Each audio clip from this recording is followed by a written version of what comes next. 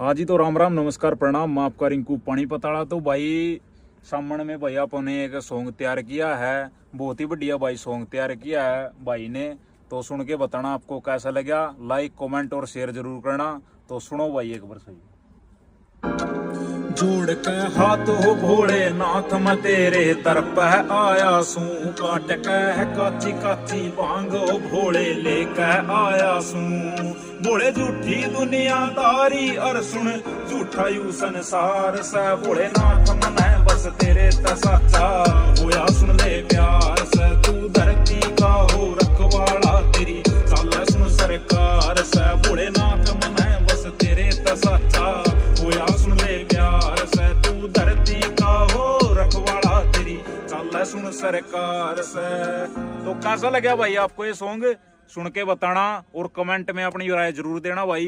राम राम भाई सही।